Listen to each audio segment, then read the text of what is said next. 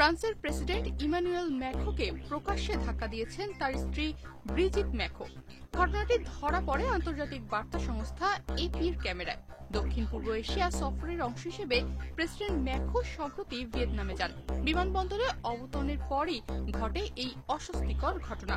Video ফুটেজে দেখা যায়, বিমানের দরজা খোলার পর হঠাৎ করেই ব্রিজিট ম্যাক্রো দুহাত দিয়ে স্বামীর মুখে জোরে ধাক্কা দেন।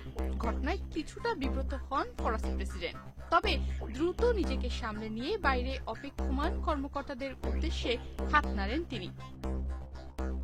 এ সময় তার স্ত্রী বিমানেই অবস্থান করছিলেন, তাই তার মুখের অভিব্যক্তি বোঝা যায়নি। এরপর দুজন বিমান থেকে নামতে শুরু করেন, কিন্তু আগের মতো স্বামীর হাত ধরে নামেননি ব্রিজিট। এই ঘটনার ভিডিও মুহূর্তেই ভাইরাল হয়ে পড়ে সামাজিক যোগাযোগ মাধ্যমে। বিশেষ করে ম্যাক্রো বিরোধী ভিডিওটি ব্যাপকভাবে ছড়িয়ে দেন। পাশাপাশি ঘটনার বেশ কয়েকটি স্থিরচিত্র ভাইরাল হয়।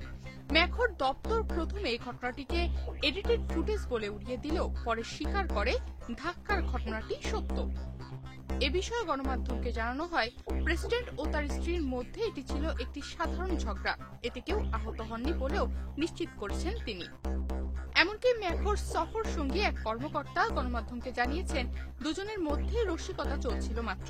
ঘটনাটির সঠিক ব্যাখ্যা না আসায় এটি নিয়ে এখনো সামাজিক মাধ্যমে চলছে আলোচনা সমালোচনা। তনিমা রহমান, বাংলাদেশ প্রতিদিন।